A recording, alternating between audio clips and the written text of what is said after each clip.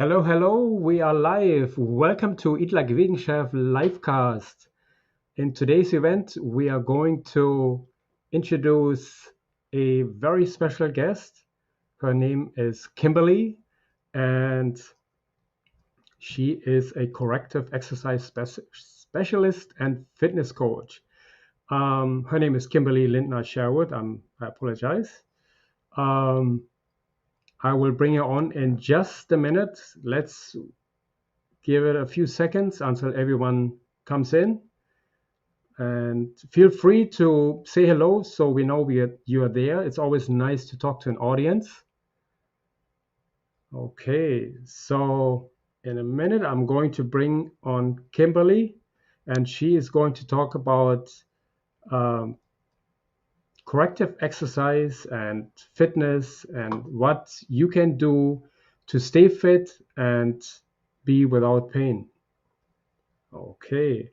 And here we go. Hello, Kimberly. Welcome to our live cast. Hi, thank you for having me. It's nice to be here. You're well welcome. Okay, Kimberly. So you have a lot of experience in the fitness field. I have seen pictures of you. You actually lifted very heavy weights. So Yes, that yes. is absolutely incredible. Um, Maybe you want to tell us a little bit about yourself? Okay. I have always been active. I was certified with ants in my pants when I was a kid by my mom. And when I was in college, I was really into weightlifting for a while. And then, when I got out of that and I started working, I kind of became less active, I would say, in my later 20s and in my 30s because I was busy with work and having a family. And then when I had small children, I decided that I needed to get into much better shape. I needed to lose weight. I needed a body that actually worked for me. And so I started working out again, and my love for weightlifting came right back and exercise. I really got into martial arts. So I became a personal trainer. I was a fitness manager for a gym for a while. After that, I fell in love with CrossFit. I actually had cancer, and then after that, fell in love with CrossFit. When I came back from that, CrossFit is kind of what I feel like kind of brought me back from that and made me whole again. And I had a CrossFit gym for about 8 years until COVID. And while I was there, I started specializing as I fixed problems in my own body in helping people that had muscle or joint pain or that were limited in their performance. And limited in their performance just means that they were unable to do the kinds of things that they wanted to do with their bodies. And so that's what I do now. I specialize in helping people with pain and performance issues. Wow, this is pretty awesome. What a career. Excellent. So I wanted to tell everyone that we're going to have, after Kimberly's presentation, we're going to have a Q&A, a live Q&A, where you actually can ask Kimberly any kind of questions when it comes to pain management, fitness, anything you like to know about fitness and staying fit, you can ask Kimberly. Um, but before we go there, let's start with our, presentation. Let me ask you just a few more questions before we start. Um,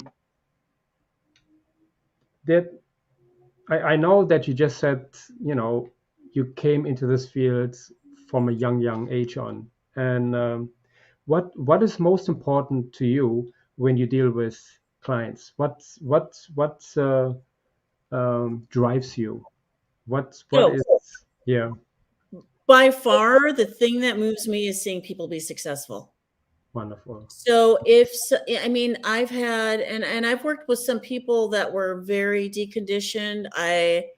For instance, my daughter's first grade teacher started training with me. She was 67. She'd never worked out a day in her life. And but she had some issues. She had balance issues, she had pain issues, and just seeing her be successful in her everyday life and then watching her become able to do things that she had not been able to do, that really just made her happy. It was so exciting for me. Wonderful. Yeah, that's definitely also for me. Seeing people get better, feel better, improve their life. It's definitely um, It's so worth. motivating. Yeah, Yeah. absolutely. Yeah, definitely. Okay, good. So I would say I'll give the word to you. Okay. And So you do were you? asking me like what motivates me, and I was wondering if you were going to ask like what is the one thing that perhaps people get wrong when they start out with exercise. Okay. Because I find that quite often people come to me and everybody is so gung ho. They're ready to go out and do something.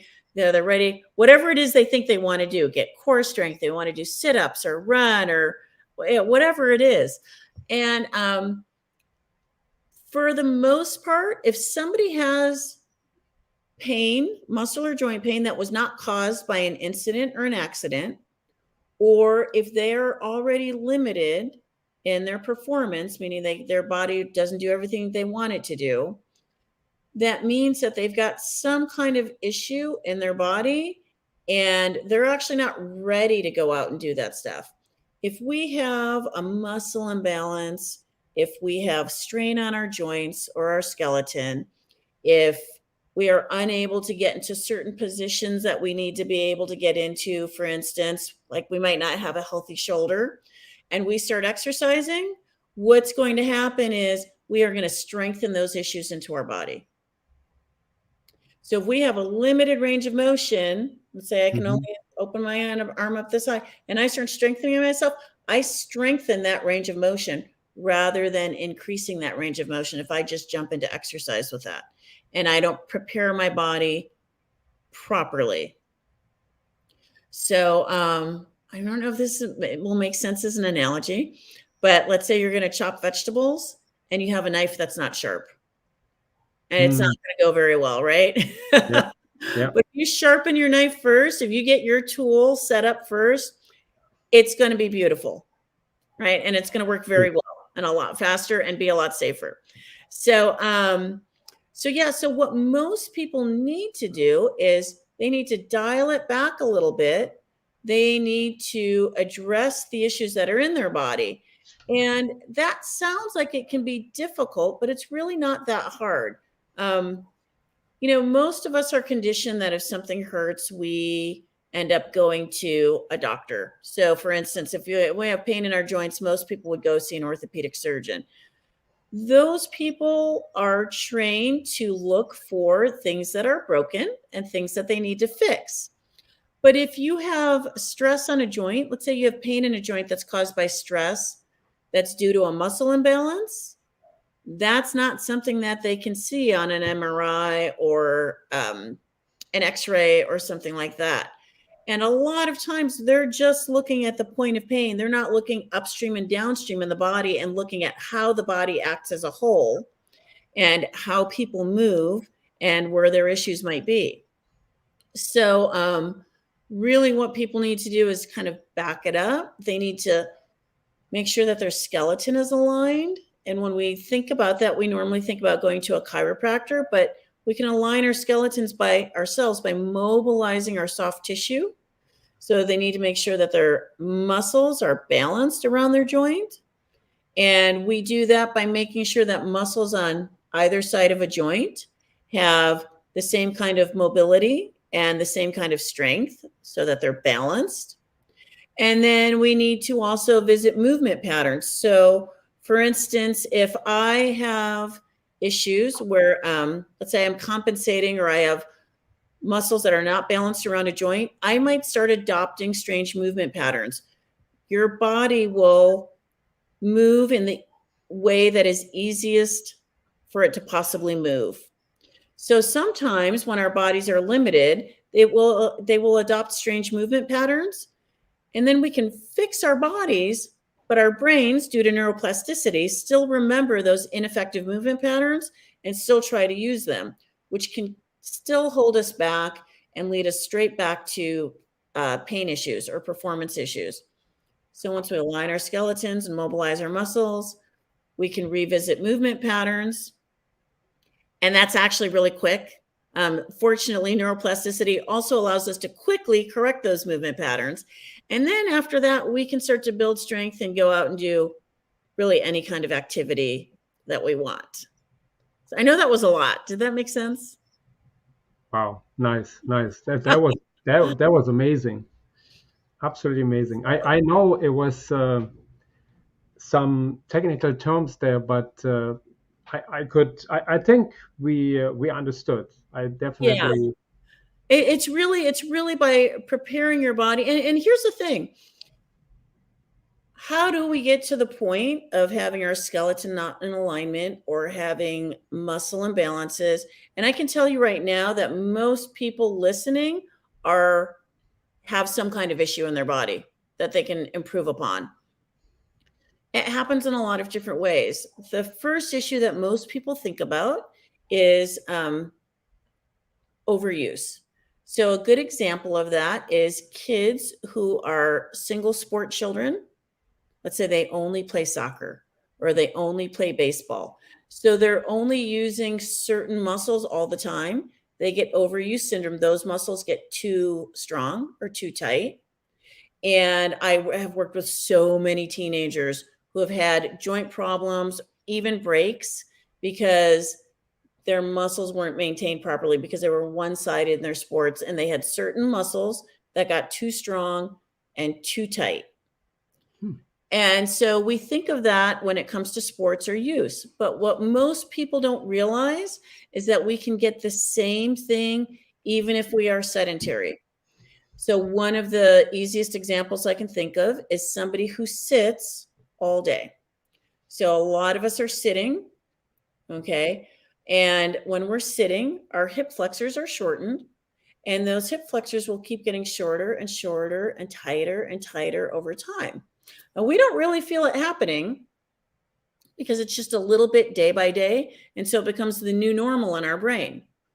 And I tell people it's kind of like when your kids are growing and you see them every day, so you don't realize how much bigger they're getting. And then their grandparents come over who haven't seen them for 6 months and they go, "Oh my God, you got so big." So it's kind of like that. Our muscles can shorten and tighten over time and we don't realize it. However, what that does in the case of the hip flexors, not only does it put some strain on our hip flexors connect to the lowest 5 vertebrae in our back. They put stress on those lower 5 vertebrae. And so now people have low back pain. They may start to develop disc issues in their lower back. And that comes from that sitting. And that sitting is an overuse issue. Even though it's a static position, it's an overuse issue, if that makes sense. Wow, this is so interesting. I mean, sitting all day on the butt, you would think that, um, this is bad in a way, but on the other hand, you've been using those muscles and don't even know that you've been neglecting everything else. So, Correct. Correct. that, I call it like static work. It's like your muscles are working. You don't realize they're working because you're just yeah. sitting, but they are in a shortened position. And so they end up becoming shorter. And it's the same. You could do a lot of squats and shorten your hip flexors, or you can sit and shorten your hip flexors. They're not working very hard, but let's say you do that 8 hours a day. Okay. And so that's a really common problem I find in almost everybody. Another one is the shoulders, and almost always the front of the shoulders, because while people are sitting, they're usually typing on their computer, or they're texting on their phone, or they're driving in their car, or they might even be cooking, but everything they're doing is in the front of their body and not in the back of their body. So quite often we develop problem in the front of our shoulders. And you want to know where we feel it? We feel it in the back, like in between the shoulder and the neck, because the poor muscles in the back are trying to fight back to try to take our shoulder back to where it needs to Mhm. be. Yeah. So a lot of times the issue is not where the pain presents. And that's a big problem, especially if we're going to a doctor who's just looking at the point of pain and they're not looking elsewhere. That's a big problem in fixing the issue. So what a lot of people need to do, even if they've been sedentary, is to start by mobilizing their muscles. Okay. What would you recommend as a very simple exercise? What should people do to if they sit all day long, or if they are not active at all, what could be a movement they could do to improve their So it kind of ability? depends on where they're at and how they feel and how kind of like locked up their bodies are. Okay. So, but there are a lot of different things. The first thing that people usually say to me when I say you need to work on your mobility, they say, I'm going to sign up for yoga. So, and yoga is great. But what people don't realize is there are so many styles of yoga. And some yoga is not designed to really just mobilize your body. Some of it is just there's strength yoga classes. There are all kinds of yoga classes that are not just about mobility. Some are just very centering. Hmm. Yin yoga is one that works on mobility. So for people who are familiar with that, you get into positions, you hold these positions for actually quite a long time. And a lot of people have pretty good success with yin yoga. There is fascial stretching. So it's a very specific kind of stretching. We have to be careful with stretching.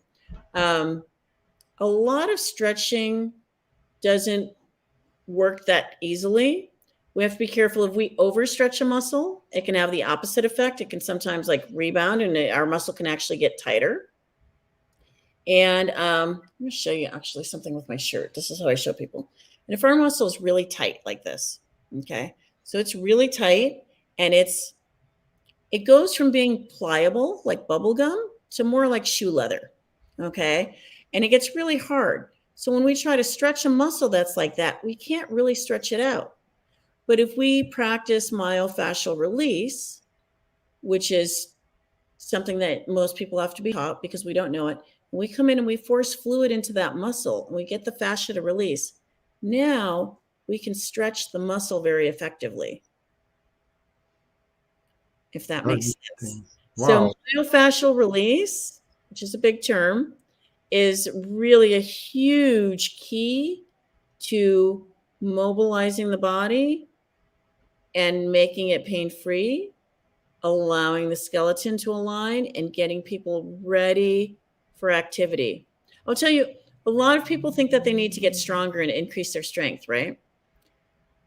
A lot of people are stronger than they think, but they can't access the strength in their muscles because their muscles are actually too tight and they're holding them back. They just can't move their muscles. If they can get to the point where they can move their muscles properly, through a normal range of motion, then they can access their muscular strength and do a lot more than they think they can do. So a lot of times just by increasing their mobility, people will already feel stronger. Wow. Excellent. These are some great tips. I see that the questions are already flooding in. Okay, good. Do you want to answer a few questions? Sure. Yeah. Okay. Well, one question was, where was it? Here it is. One question from Majana. What is neuroplasticity? Sorry. Neuroplasticity. Okay, so Plasticity. that's something that happens in our brains. Okay, so our brain can adapt to different movement patterns in our body. So, what I was talking about, the example I was giving is if we're compromised in our movement and we can't do something, our brain's going to figure out the easiest way for our body to accomplish that movement or that task. And sometimes it may need us to compensate. So, for instance, I knew a little girl who had broken her elbow. She couldn't straighten out her arm. So she just started doing things in different ways Hmm. to do the functions of her arm. Well, a lot of times what happens is as you heal, you might heal and your skeleton might become whole again or your muscles, but your brain still remembers that old movement pattern because it's changed. Okay. The Yeah. neural pathways, it changes in our brain. However, because of neuroplasticity, we can also retrain ourselves to move in the correct movement patterns. I hope that made sense to her. Yeah. That was interesting. Yeah, absolutely. Yeah. I don't know what Neda was asking. Facial release and moisture. I don't know. Oh, it's not facial release. It's fascial, Fascia. Okay. So all of our muscles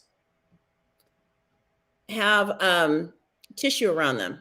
And imagine, okay, this is, I was going to say, imagine a piece of meat. This is a vegan cooking show. But imagine almost like a piece of meat with saran wrap around it. Okay. And the saran wrap is binding it. That fascia is around every single one of your muscles. In fact, your fascia is kind of like what holds all of your organs and everything else in place. Hmm. Okay. So when I was talking about, your muscle being bound up, that's that fascia that's really tight around it. So we can force fluid through fascia. We can force fluid through our muscles. We can get that fascia to release and lengthen, almost like you're loosening up your saran wrap. Wow. Yeah. Another question from Cindy. Does using a foam roller after workout help the fascia? Okay, so this is a really interesting question because I'm all about foam rollers. However, only soft foam rollers. I come from the CrossFit world. We used to use very hard implements. We used to use cross balls and roll my calves on barbells and rumble rollers, like foam rollers with big ridges. And I can tell you right now that those are not as effective as a very soft foam roller.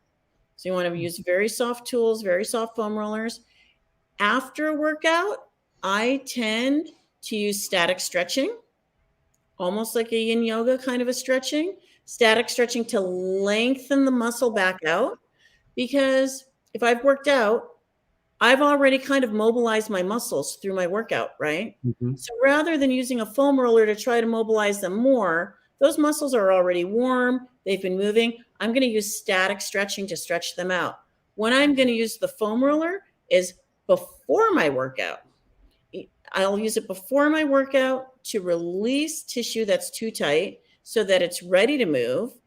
Or what I will do is I will foam roll completely separate from my workout, and I will make that what I call a maintenance workout. So that's what most people are missing from their lives, from their workout routines. People do strength training, they do endurance training, we worry about cardio, but most people don't worry about mobility training. And I honestly think that should be a completely separate facet of your training that you do at a different time.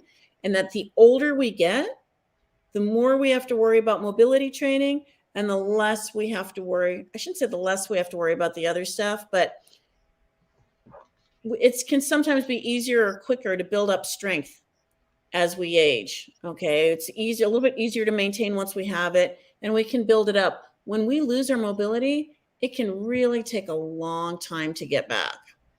So yeah, I like to keep my foam rolling separate, but it definitely does help. And you just have to foam roll properly. Most people get on foam rollers and they just roll up and down. You need to know the correct direction to roll your muscles, how to get into places. So, for instance, most people will roll a large muscle like their quads or their hamstrings, but you want to be able to get into your rotator cuff. You want to be able to get into your hip flexors. Most people don't know how to do that. You can get into your abdominal muscles. Okay, you can even release your diaphragm so that your breathing is better. Okay. But it's those are skills that most people have to be taught. Just getting on a foam roller and rolling around a lot of times is not effective. Okay. So Wow.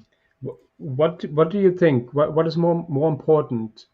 If someone who is not active, should they start stretching or do mobility or go into strength? What would be the best way to go about it?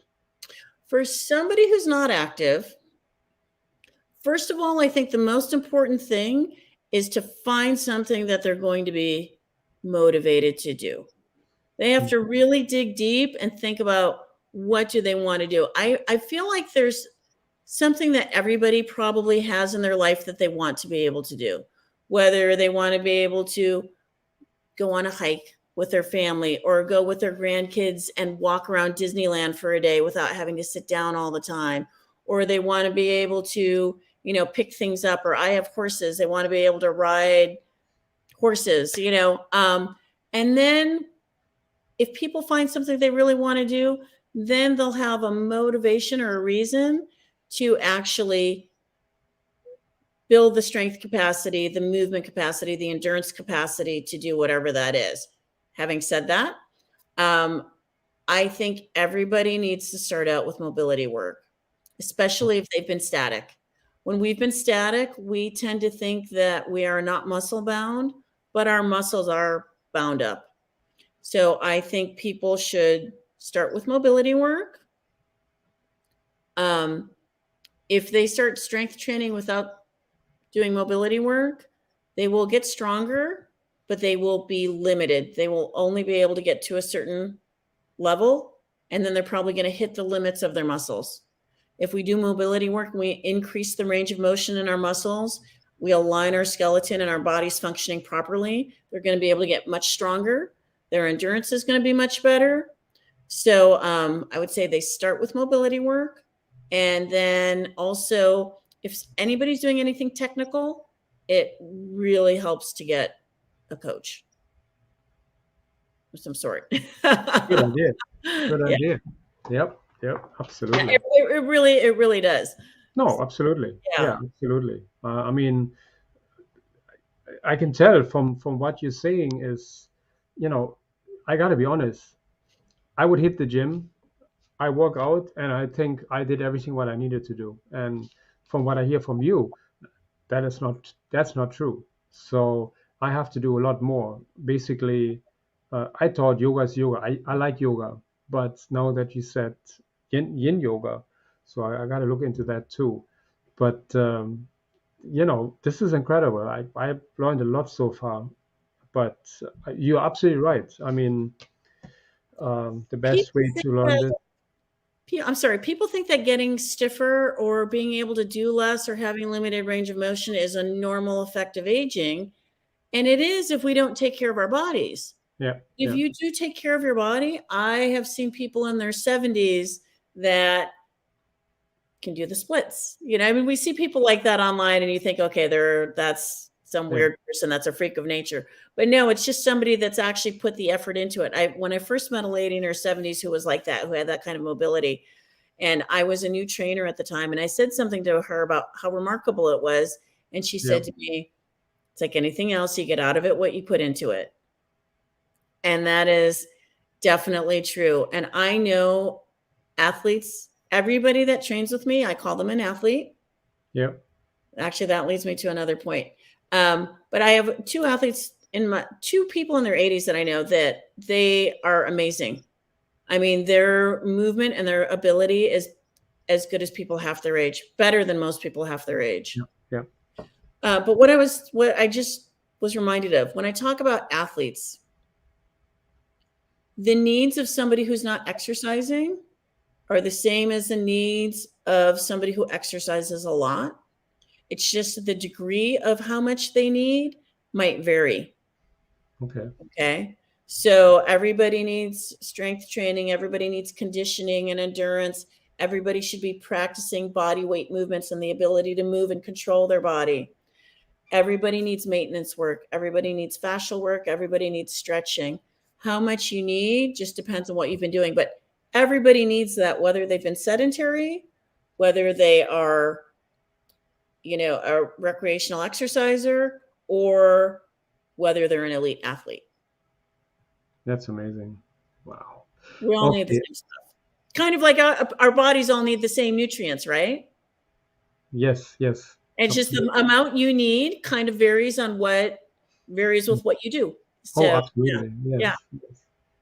So, I mean, I thought I only had to put my car into the workshop and get it checked up, but now I realize I have to do a lot more. Wow, this is amazing. Okay, I see quite a few questions coming in. Linda's asking, I have 4 lumbar fusions and suffer from fibromyalgia. What will help me? Okay, so if she has lumbar fusions, and what that is like your vertebrae are surgically they were fused together.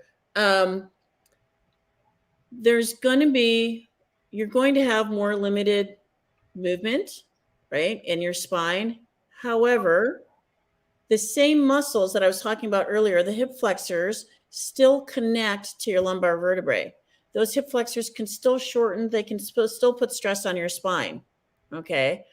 So you would still want to mobilize all of those muscles. Okay. And you don't do that by going into your spine. You can do that from the front. Okay. And through the front of your hips. But I would definitely say to mobilize your psoas or your hip flexors, which I'm sure you've heard of, if you've gone through that. Practice mobility work through the front, through your abdominal muscles. And fibromyalgia, that's hard to say because fibromyalgia is serious, right? It's an autoimmune condition, and it is sometimes I feel like doctors diagnose it because they can't find a specific disease or a specific problem that a person has. So they say, okay, well, this person has the symptoms of fibromyalgia, so we're going to say they have fibromyalgia. So, however, approaching fibromyalgia, I think the best ways are through, if provided you've done all of the other protocols and maybe only had limited benefits, I would think the best ways are through nutrition. Okay. Like an AIP diet. So like an autoimmune protocol. Mm-hmm. So nutrition and absolutely mobility work. Because when it comes to fibromyalgia, a lot of people suffer from joint pain. And any load that we can take off of our skeleton or stress that we can take off of our joints by mobilizing and balancing our muscles is going to help. If we have something that's compromised and we add more stress or we add more load to it, we're obviously going to cause issues or we're going to cause more pain. And I love Linda's photo. Linda's photo. Yeah. So, Linda, I hope that made sense. I hope that gave you something to use. Okay. Susan is asking, can we do fascia? I guess it's fascial release. Fascial release on ourselves. Absolutely. Absolutely. It's one of the things that I teach. I teach an online program. I used to teach it in person. And then obviously when COVID started, my gym got closed down for a long time. And I was trying to help my athletes, and they all started suffering from new problems because they were no longer working out in the gym. They were working out at home, or they started running and doing different things. They all started developing new issues that they hadn't had. So I started teaching it to all of my athletes over Zoom. And, kind of wondering if I'd be able to be effective. And then I realized that it was very effective. So they could see me, I could see them. A lot of this is just learning how to do fascial release. It's learning the skills, which is easy to do if you have somebody that teaches it to you and they teach you proper techniques. So absolutely, you can learn to do it, and you can take care of your entire body. We do everything from the base of the skull down to your toes and out to your fingertips. And I mean, this includes relieving plantar fasciitis, foot issues. We resolve knee pain, hip pain, pain in the spine, shoulder issues, tendonitis in the elbows, issues in people's hands. People start to lose their grip as they get older. We can definitely mobilize our hands. We can limit the effects of arthritis in our hands and our fingers by providing more space to our joints. We can increase our grip strength by mobilizing the right muscles. So yeah, you absolutely can do fascial release on yourselves. And it's something I think everybody should learn. It's something that I honestly wish that we taught in schools in PE class. It would be a skill that would carry them throughout their lives. Yeah, absolutely. I agree with this. That was great. Sherry is asking, when you are older and have lost muscle, can muscle be built back, or are you strengthening what you have? Okay, you definitely can build your muscle back. And I mean, strengthen what you have too. It depends. There's a lot of times when we gain strength, there are different ways to gain strength. So there are different kinds of strength training. And sometimes we are training for more of an endurance type of strength so that our muscles can work longer. Sometimes we're working for like a maximal strength to increase that like single load capacity that our muscles can lift. Some people train for hypertrophy, which is muscle growth. So that's for physique competitions and bodybuilding and things like that.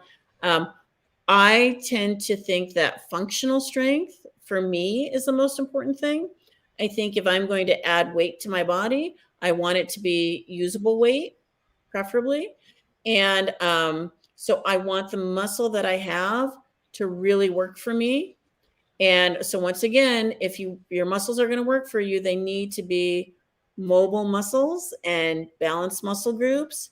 And you need to know how to be able to move your body and utilize your muscles properly through proper movement patterns.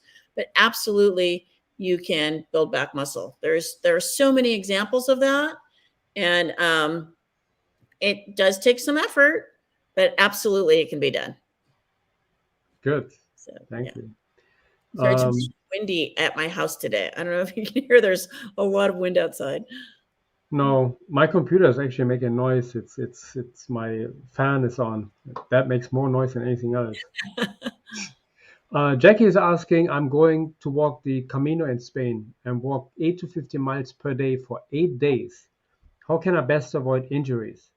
What do I That need to sounds strengthen? amazing. That's the kind of thing I would love to do. Um, Best thing you can do to avoid injuries. Okay. Start an endurance program now. So obviously start a walking program now. Okay. Part of the problem that people encounter when they are doing kind of an endurance program and endurance training is they increase their volume so much that they end up developing an overuse issue, which is what I was talking about, using the same muscles over and over Hmm. too much. One way that you can reduce your volume, so let's say you're walking to train, you might walk up hills, down hills, on flat ground. You want to change the way you walk all the time, but to reduce the volume of walking that you do, you can add specific strength training to your exercise routine that will allow you to decrease your volume of walking, but strengthen your muscles at the same time, which will help you. Okay, so it'll be it'll be leg exercises. It can be lunges, it can be squats. There, it can involve jumping. You can switch it up by doing some bike riding, different things. Number one, though, is recovery. And by recovery, I don't mean taking time off. Taking time off is part of recovery, right? Getting enough rest, getting enough sleep in between workouts. I believe that we can train as much as we want. However, our maintenance needs, if our training level increases, our maintenance needs need to increase at the same ratio. And what happens, people start training more and they don't practice more maintenance. And that's where the problems come in. So as you continue your training and you up your volume and you up your intensity, you need to make sure that you stay hydrated. You need to make sure that you maintain the correct nutrient level. Okay. Because I mean, Frank will tell you that what you put in your body, what you eat, that's one of the number one factors in how you feel. And it's going to be one of the number one factors in keeping inflammation down in your body. If you're not eating the proper thing, it's not going to help you. So you need right diet to recover. You need adequate hydration.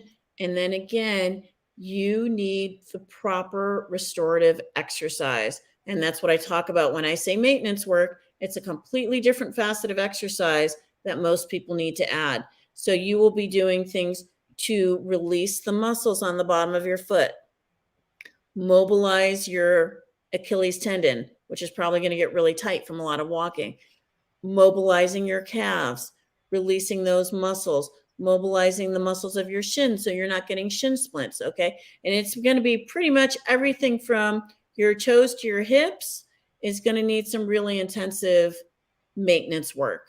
So that's mobilizing those muscles, stretching the muscles, making sure that everything stays aligned, even your feet. We don't want our metatarsals to collapse. We can actively restore the metatarsals and make sure that our foot stays in the right position so that we can maintain the proper stride. Now, which is another thing you might want to think about is finding somebody who understands proper walking patterns. Because if you're walking, let's say an average of 10 miles a day for 8 days, that's 80 miles, you definitely want to have a decent walking pattern, okay? A lot of people think that they will just get a corrective shoe to fix their walking pattern. The problem is if our skeleton's off and we get a corrective shoe, it will hold our skeleton in that position that's off, if that makes sense. Whereas if you fix your body and you align your skeleton, now you're walking with a proper walking pattern. That's amazing. Shoe should be a temporary thing to hold you over until you correct your skeleton and correct your body. Oh, okay. So that was pretty much new to me. So I have to actually correct my skeleton to walk properly. Oh my goodness. In order to walk more efficient or, faster. Well, so here's an example. I had an athlete who had plantar fasciitis, and her doctor told her to wear heels. Okay, she had plantar fasciitis.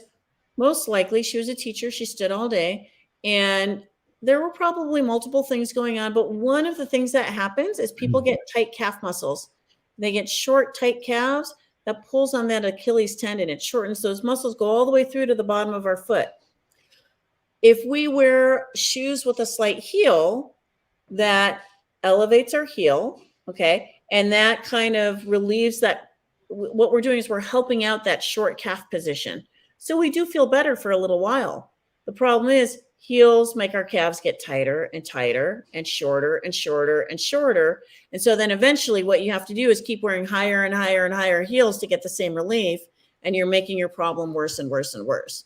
And what you really need to do is just actively mobilize and release that tissue from the bottom of the foot. We restore the bottom of the foot, actively release and mobilize the calves. And that's how we relieve plantar fasciitis, not just by wearing a higher heel. That'll make you feel better for a little while, but it'll make your problem worse. And so that's a really good example. Very interesting. Very interesting. Okay, Linda was asking, what are some of the best mobility exercises? Okay, so I had said yin yoga is one that I like for restoring length to muscles. Other than that, somebody had mentioned foam rolling, which I would only practice with a very soft foam roller. So foam rolling, there are other tools that you can use, different soft implements that we can use for myofascial release, but myofascial release is my number one favorite. I think the number one most important that is underutilized by almost everybody. So myofascial release, practice throughout the body, not just on the large muscle groups, even on the small muscle groups. And then when we are exercising, this is what's really important, is using a full range of motion. So for instance, and I'll use the example of lifting my arm straight up. Some people they can't open their shoulder all the way. So if I'm exercising, but I'm using a position where I'm not opening my shoulder all the way, I am teaching my shoulder to be in a shortened position.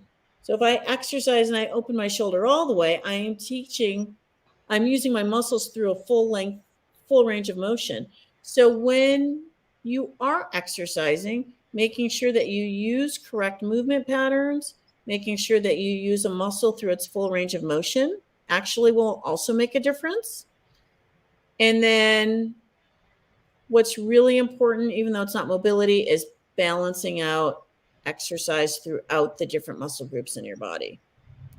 Really, we want balanced bodies, but best mobility, fascial release, fascial stretching, which is a very specific way of stretching. Yin yoga is one that I like. And then practicing good movement technique and full range of motion will actually help increase your mobility. Wow. Excellent. Excellent. Good information. Being perfect makes a difference when you move. Yes, It yes, really yes, does. yes. It really never trade speed for good movement or perfection, Yeah. ever. Good advice. Pamela is asking, who would be the best type of professional to evaluate my body property? Well, you know what? That is a really good question because there are not, I don't know a lot of people that do the combination of things that I do. When I first became a corrective exercise specialist, I learned a lot of things to evaluate people properly. The techniques that I use to help people get to where they need to be, I have learned over time in many different places. And I'm far more effective doing that than I used to be when I first got into corrective exercise. But I would say I would look for a fitness coach who has training in corrective exercise. Corrective exercise, and also if you can find somebody that specializes in fascial release or something like that, fascial stretching, they will probably have that kind of training as well. Yeah. Pamela, by the way, um, later I will, you can reach out to Kimberly and see maybe she can help you. Yeah, if people have any questions, they can feel free to reach out to me, through Facebook, email, and I have people book calls with me all the time. I talk a lot to people who are stuck and they don't know where to go, and I can give them some clarity and direction on where to go and what to do. Okay. And I always tell people if they find a professional and they're not sure, to just reach out and ask me. They can tell me about that professional, whoever they found, and I'll tell them if it sounds like a good resource for them. Good. That's nice. Excellent. Okay, Sherry is asking, have you worked with feet issues? Yes. And what's interesting is a lot of issues so many people have feet issues, and feet issues lead to different issues in the body and vice versa. So, for instance, when our toes collapse, our ankles will cave inward slightly. If our ankles cave inward slightly, our lower leg bones are not sitting, they're not straight, they're at an angle. And then to compensate, our upper leg bones and our thighs have to be at a different angle. Then sometimes our hips will get off, and that goes up the spine, and that goes all the way to our shoulder. So you could have an issue in your foot, and it can be affecting you all the way to your shoulder. But yes, I've worked with feet issues. It's very common. I would say a very large percentage of the people, I don't know what it is, but I'm going to say like 80 or 90% of the people I've worked with that have come to me for an issue in their knee or their hip or their shoulder have also had a foot issue. It's just that the other thing hurt more. So they notice the other body part more than their foot issue. And so when I help somebody with an issue that's someplace else on their body, I go and help them with that body part first so they get relief. But then what I do is we go down to the foot, we rebuild the foot, and we work all the way back up through the body. Because if you don't have a solid foundation, a proper foundation, the rest of your structure is going to be off. I mean, it's just like a house. You need a really good foundation to build a house on. And yes, so I end up working with feet issues quite often, Good. all the time. And they can be resolved. You can absolutely, we don't think of that as being something that we can fix because we don't think about the muscles in our feet, and there are so many bones in the foot, but absolutely we can resolve issues in our feet or, make them markedly improved. Good. Excellent. Cindy's asking, what's the best thing for balance? I'm going to sound like a broken record. Mobility and muscle balance around a joint is the best thing for balance. Core strength, absolutely. Okay. A couple of different things. Core strength, learning proper movement patterns. You would be surprised how many people do not walk properly. They don't plant their heel and peel through their foot to their toe. They will step out and put their weight on the front of their foot, especially for women who spend a lot of time wearing heels, or a lot of soccer players, people who played a lot of soccer. It's very forward on the foot, okay, because you have to stay very agile and mobile. And that transfers to the rest of people's lives, and they end up walking on the front of their feet. So learning proper movement patterns is really important for balance. Learning, and when you do that, you learn to utilize your hip muscles and the muscles in your shins and your calves, which are really important for balance. So, and your hip muscles are part of your core. When people think of core, they always think of their abs, right? Like the six pack. But really your core, it's your abdominal muscles, your lower back muscles, your hips, your glutes. That's all part of your core. And that is really involved in balance. But absolutely muscle mobility and balance, because if you can't move your muscle properly, you're not going to be able to get balanced movement. So, yeah. Okay. I just realized we have at least 25 more questions here. So Wow. I got it. This is amazing. But obviously, Kimberly cannot be all night with us. So I'm going to skim through the questions here. Jackie is asking where you're located and do you coach remotely via Zoom if you're not in class or if you're not close? Yes, I am in Southern California. I'm halfway in between Los Angeles and San Diego, and I do coach. Almost all of my coaching is done on Zoom. I will coach people privately if they are close enough to me, but Zoom is it is amazingly effective. I love Zoom, and I absolutely coach it that way. But I coach in person too, if somebody's close. Good. Susan is asking, how do we force fluid into muscle? Okay, so that is myofascial release, that foam rolling that I was talking about. If you do it with proper technique, that is how you can move fluid through your muscles. That is how you can mobilize your muscles. Okay. Here's a good one. I exercise in the infrared sauna at 125 degrees. Is that okay? Yeah, infrared is like really popular, and it's actually supposed to be really, really good for you. I mean, I have a lot of things that I've only started studying that more recently. Mm-hmm. Yes, I mean, if it feels good for you, some people can't tolerate that heat, and I don't suggest that. I think people go in and exercise in heat like that intensely. I think people have to be careful getting into it. But if you're okay with your hydration and you're okay with your body handling it, so like a lot of people doing hot yoga as well, right? Mm-hmm. Yes, I'd say that feels okay. The times that it won't be okay, if you have some kind of injury to your muscles, and by injury, I don't just mean an injury like you fell and hurt yourself. If you have any kind of overuse situation going on with your muscles, if you have any kind of inflammation, that's where you want to watch any kind of heat. Obviously, it's direct heat on inflammation. That's really bad, but I just would watch heat with any kind of inflammation. But other than that, if you don't have that, then That's a good point. keep it up. Yeah. Okay. Let's see what we have here.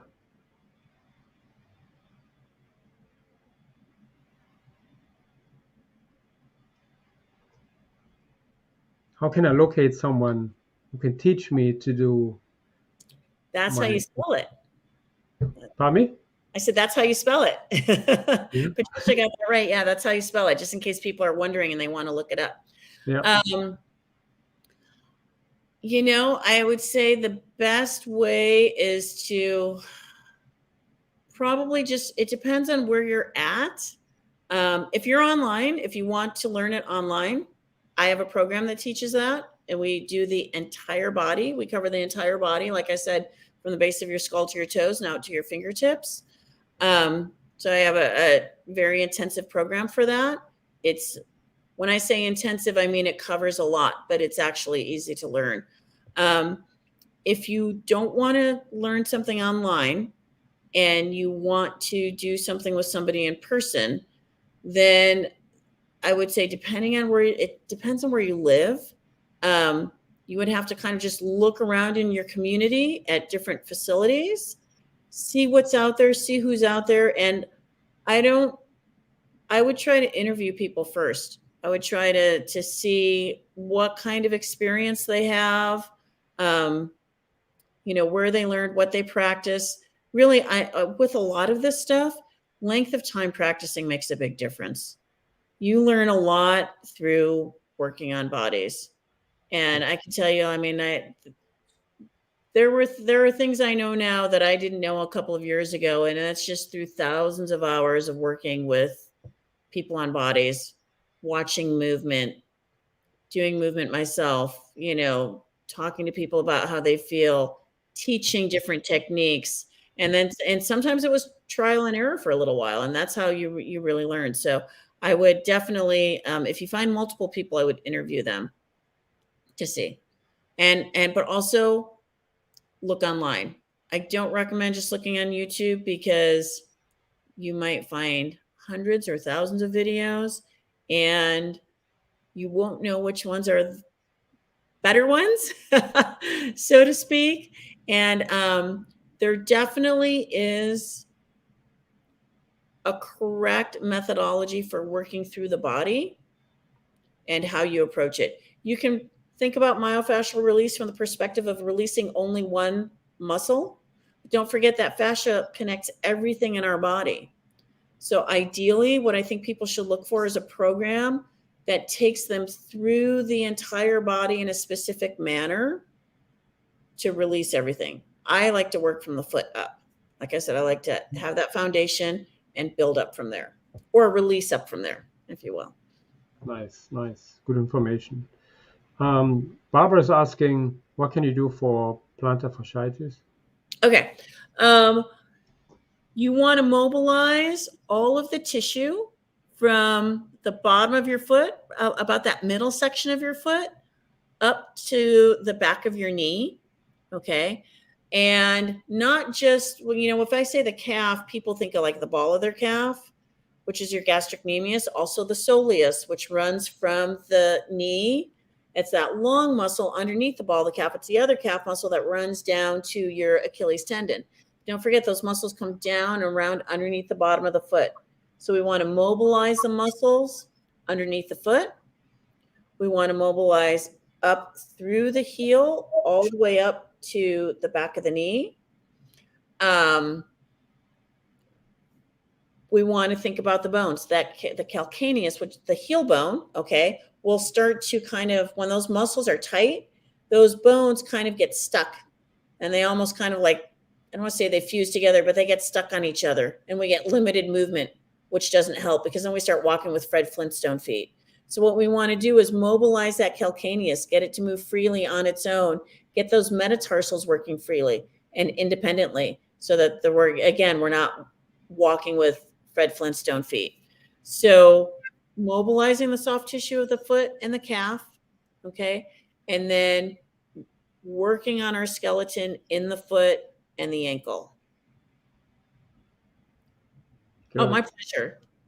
I said, my pleasure. Jacqueline said, wow, thanks. Lots of great info. So my pleasure. As much as I can help people. She tends to overwork when walking for distance. Aha.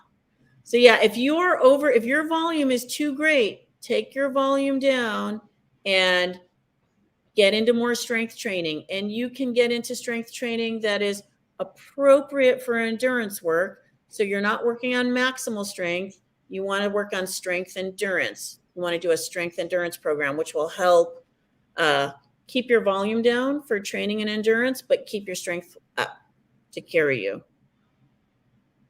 For instance, there was a guy in the Tour de France that did a lot of strength work. I can't remember what year this was. He did a lot of strength work, a lot of upper body strength work. And you think that that doesn't make sense, right? You don't want extra weight that's not working for you when you're cycling like that. But when his lower leg muscles would give out, his upper body would help carry him through. So it's really interesting. Yeah, I can imagine. Sherry's asking, what about scoliosis?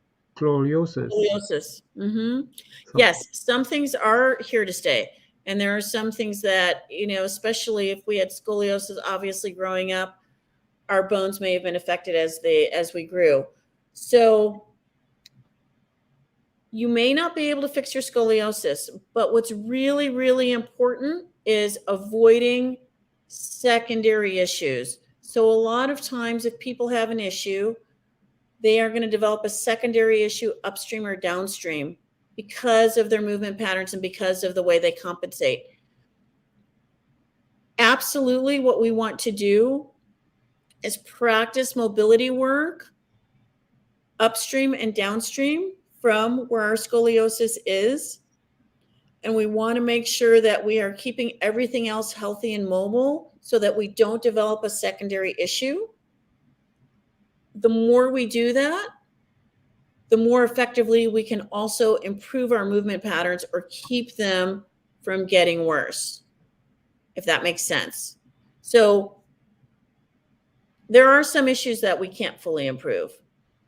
But what's really important is that we do as much as we can, and then we also keep secondary issues from cropping up. And one of the biggest problems I see is people who have an issue and they don't want to put the effort and time, I'm talking about other people, time into fixing their issue.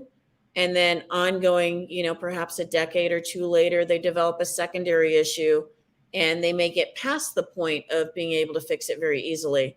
Or they may injure themselves and then, need surgery. For instance, somebody that doesn't have a healthy shoulder because their range of motion is limited.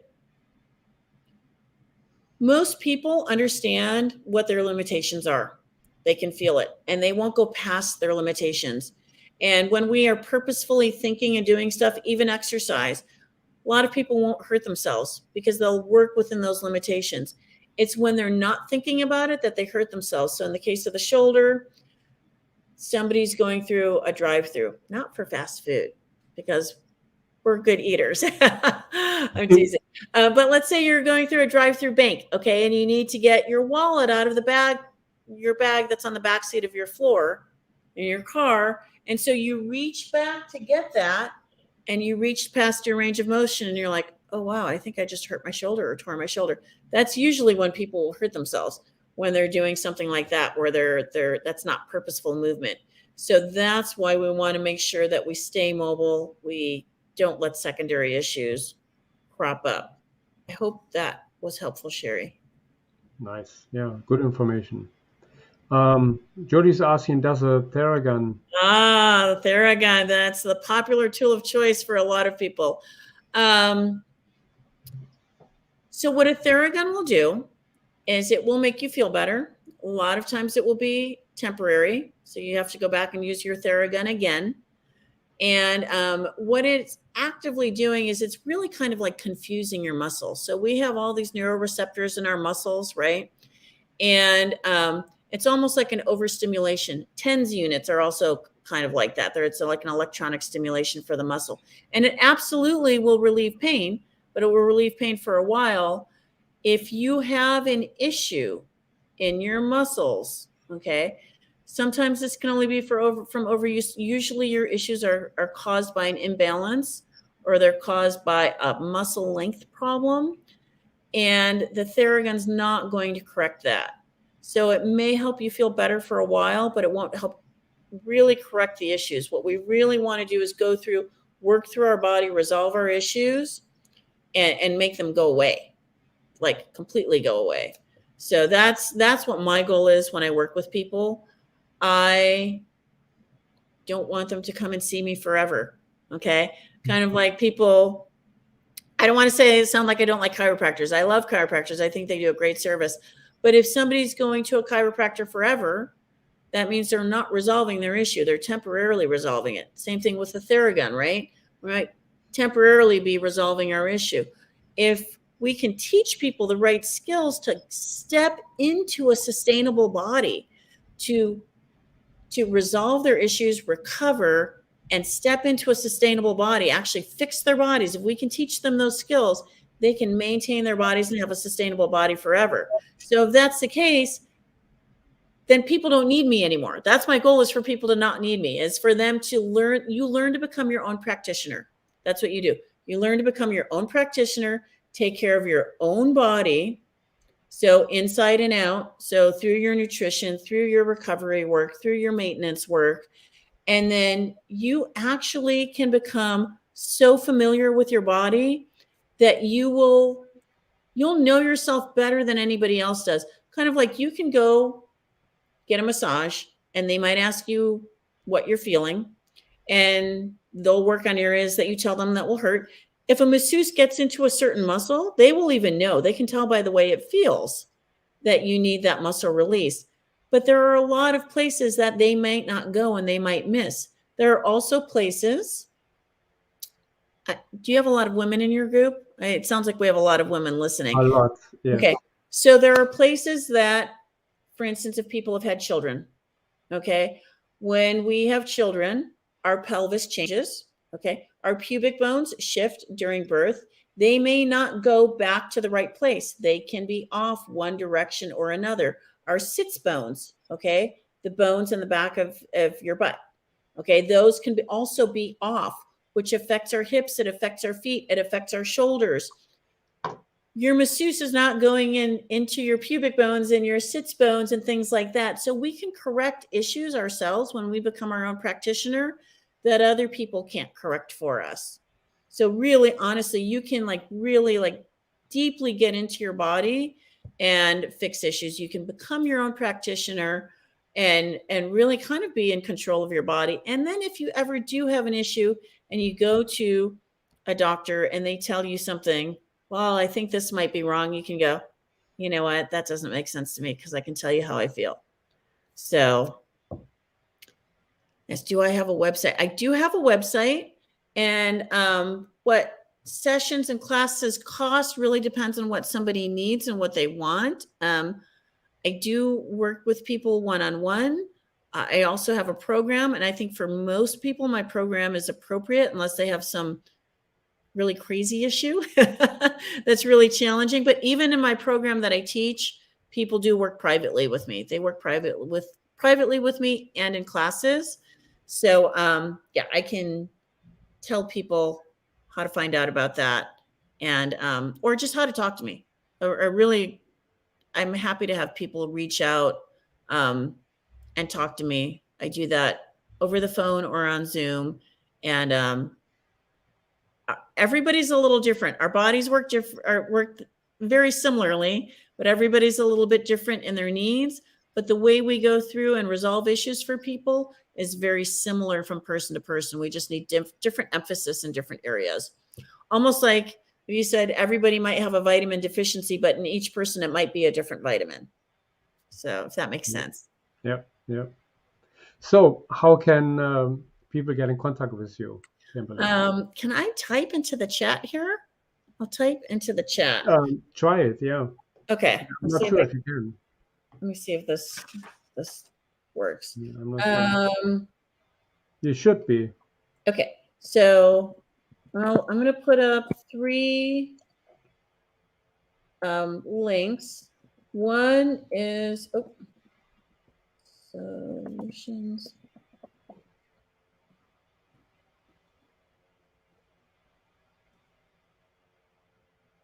Does it work? I'm still typing. Sorry. Oh, yeah, no. Okay. Let's see. Then it should work. Yeah. Say again? Can you see that? Oh, no, that was private chat. Hold on. I think I should have switched to comments. I'm sorry. I haven't done this as a guest on StreamYard. Yeah, Oh, you put it in the private chat. Yeah, I see yeah. it here. Now, okay, comments. Now, let's see. Where can I don't know where I can put in a comment. It's all the way on the bottom. All the way on the bottom. It's not giving me the option to it's not That's giving not me nice. the option to put in a comment. So Okay. I will tell you what the addresses are, and then perhaps I can send them to you, and you can Yeah. post them if you have a group that people can access or something like that. Um, one place to get information. I have an info I page. can. I'm so sorry to interrupt you. Yeah. I can just look you up on Facebook if Mhm. that's what you want, and I can put the links in if you like. Is that okay, or Yeah, no, that's absolutely fine. If that sounds good to what? everybody else. What would you like to Oh, share? somebody's not providing hope for resolving body issues. I will tell you, this is what. Oh, can I verbally say it for those on YouTube? I will. Let me tell you one thing about resolving body issues. It is absolutely possible. Okay, I think there is always hope. I lived with neck pain for 10 years, daily neck pain. And I didn't know it. I had a tumor growing underneath my shoulder, and I had doctors x-ray my neck, and I went to chiropractors, and I went to physical therapists, and you name it. Finally, a masseuse found that tumor and took it out, but it left my shoulder. My technical term is jacked up, so bad. And I ended up deciding I was going to get really strong, got my body really strong, but I strengthened the issues in my shoulder. And then that's when I learned a lot of this was how to resolve my shoulder issues. And if I can resolve a shoulder issue that I've had for 20 years, that's when I realized anybody can resolve anything. And there always is hope. If you haven't been able to fix something yet, you just haven't found the right person. And that's, I think, the hardest thing is sometimes to keep going, but you got to keep going, and you got to find that right person.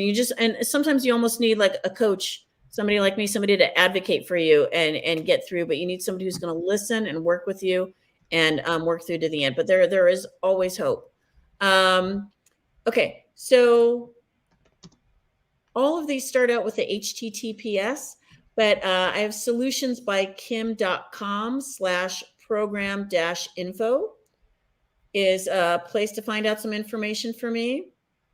If somebody would like to talk to me, I work with a lot of equestrians. So I have some equestrian websites. One is, I have 5 horses. One is alldayequestrian.com/book-call. You can just go on there and book a call. It is free, and you can call me up and talk to me. And then the other one is All Day Equestrian, www.alldayequestrian.com/registration. I have a webinar. It is geared towards people that ride horses, but every bit of information in there is applicable to everybody with a human body.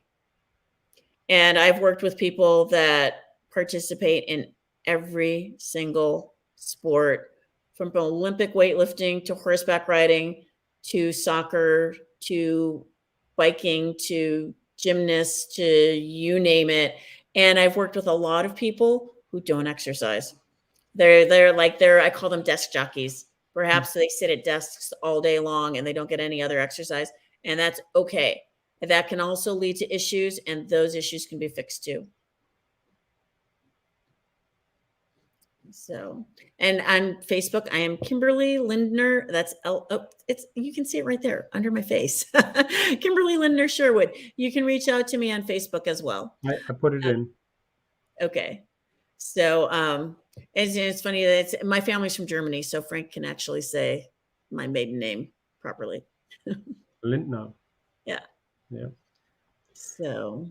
Good. Excellent. So here's what we're going to do. The video will be, of course, uploaded to YouTube. It's going to be visible. It should be visible. I mean, you obviously view on YouTube right now, but tomorrow the information will be uploaded to YouTube, and I'm gonna add all the information, everything what you would like to share with our listeners today, I will place under this video. So you will have the opportunity to reach out to Kimberly. Okay. Thank you so much. Yeah, and I hope people reach out. Please feel free to ask me any questions. Find me on Facebook. And yeah, I mean, I look forward to seeing everybody. And Frank, I really appreciate the opportunity to talk to people. It's interesting, I mean, when people would come into my gym, one of their number one goals was to lose weight. And I would tell people, you need to start with your nutrition. Yeah. I mean, Yeah. people say it's 70 or 80%. I think like 90% of body composition is nutrition. Yeah. But there's a lot that where exercise comes into play is how we feel the rest of the time, how we move. And actually, when we have better movement and we're moving more, we end up having a better metabolism, which also affects our hormones. It's all tied together. So, Yeah. Excellent. so Great somebody said information something today. about times. If you want to talk to me, I have one of those websites is to book a call. So if you go on there and book a call, then that's the easiest way to find a time that works for you. Good. Excellent. Wonderful. That's great information. Thank you so much, Kimberly. I really appreciated that you joined us today in this live cast. Very informative. I think I learned a lot. I didn't even know that I need to adjust my body when I walk, and all these Yeah, things. no, and you reach out to me too. I mean, we see each other. So, but no, Yes, I appreciate the opportunity, and I so appreciate everybody listening. I love hearing people take an interest in taking care of their bodies. yes, yes. Absolutely. Oh, Fantastic. somebody's waiting for hip replacement. Contact me. Yes. All righty. Good. Excellent. Wonderful. Thank you so much, Kimberly. All right. Thank Um, you. I'll see you around, and I'll let everyone know about your contact information, and we'll talk soon. All right. Thank you. Good Thank you night, so much. everybody. Thank Have a you. good night. You Okay, too. so before we go, I would like to thank you for joining me tonight. Thank you so much for joining me in this live cast. I hope you got a lot of information out of this. I certainly did. And I'm planning to do this a lot more regularly. We will have a lot more guest speakers coming up in the next few weeks. Actually, in the next 3 to 4 weeks, you're going to be in for a treat because we have the challenge going on. We have the boot camp coming up in February. Um, this will be all, incorporated into our guest speakers. So thank you so much and have a great night.